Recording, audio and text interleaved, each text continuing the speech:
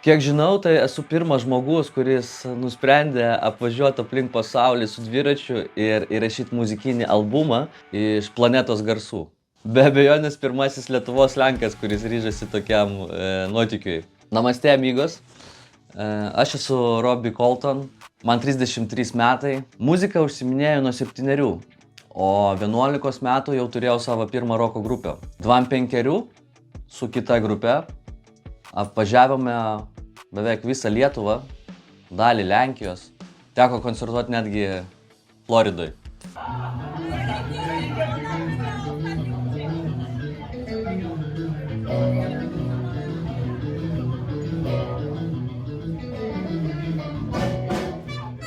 Šiek tiek daugiau nei prieš 2 metus dėl savo rokenroliško gyvenimo būdo aš praradau vairuotojo teisės. Ir tai buvo geriausias mano gyvenimo dalykas, nes po poros dienų, sėdėdamas studijoj, pamačiau merginą su dviračiu, kuri keliauja jau pati viena 2 metus. Jos vardas yra Monika Overlingytė. Jeigu jinai tai pamatys, tai jai linkėjimai. Tu esi žmogus, kuris mane motyvavo ir inspiravo šitam dalykui. Tai ačiū tau labai už tai. Ir pamatęs ją, aš supratau, kad aš irgi taip noriu. Kad aš noriu grįžti prie tos didelės svajonės, kurią buvau užsirašęs 20 metais į savo dienoraštį. Ir aš pradėjau ruoštis.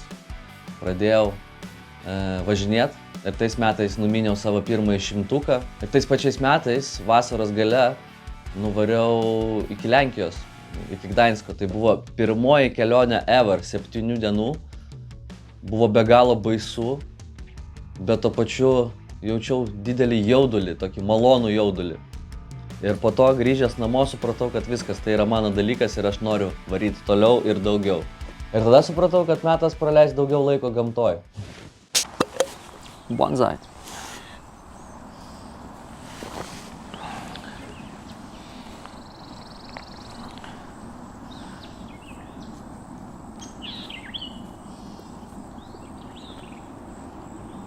Žinot, dviratis šitoje kelionėje yra tiesiog priemonė.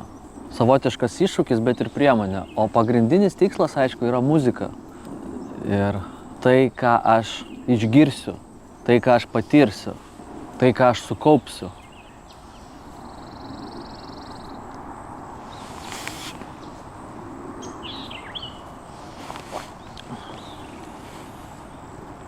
Aštuoniolika mėnesių, vienas albumas ir didžiulė transformacija.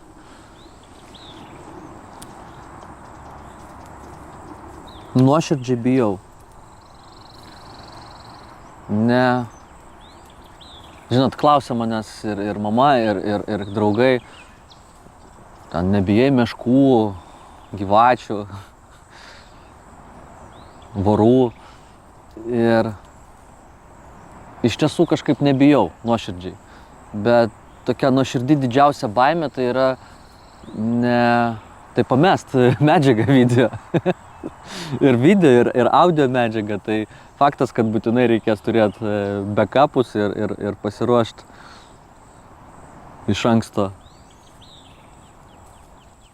Bet jo, žinot, nebijau kažkur vidury sustoti ir grįžti. Šito irgi nebijau. Suprantu, kad tai yra didelis iššūkis ir didžiulis projektas.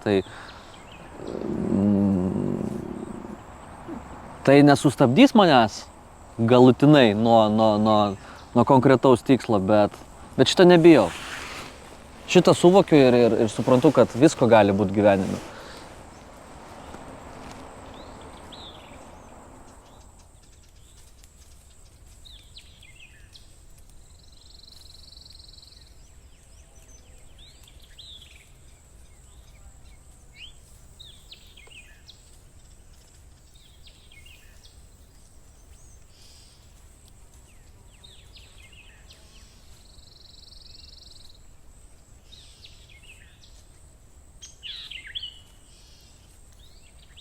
Be galo kaifuoju nuo tokių momentų, kai tu esi vienas su savim,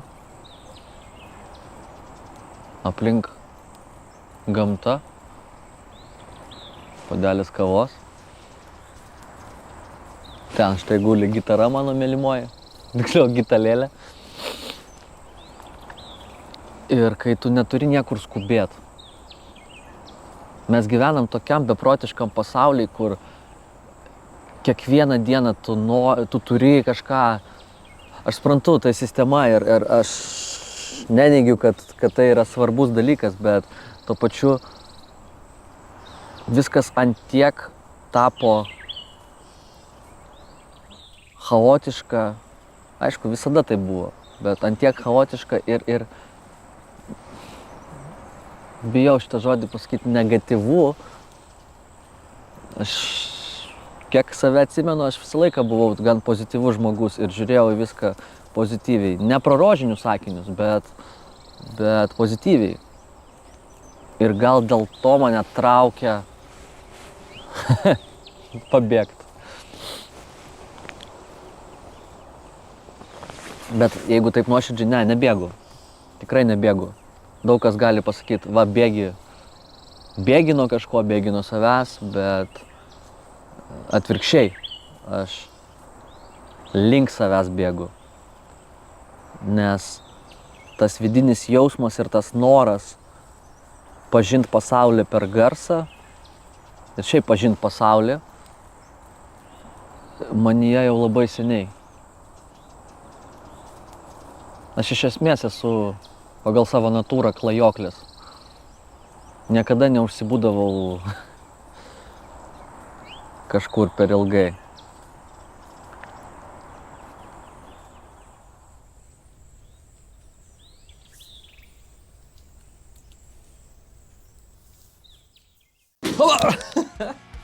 Okei.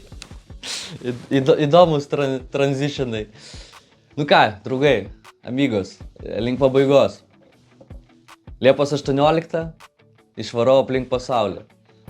Jaudinos, šiek tiek bijau, bet intensyviai ir įnirtingai ruošiuosi tam. Kviečiu pasekt, kam įdomu, ką darau. Apačioje aprašyme bus visos nuorodos į soc tinklus. Stengsiuos paduoti jums įvairaus turinio, kaip muzikinio, taip ir pasiruošimo. Naudodamasis progą dar kviečiu jūs visus gegužės 8 į vienintelį mano pasirodymą prieš man iškeliaujant. Garden baras, Savičiaus gatvė 5, lygiai 8. Vilnius. Vilno.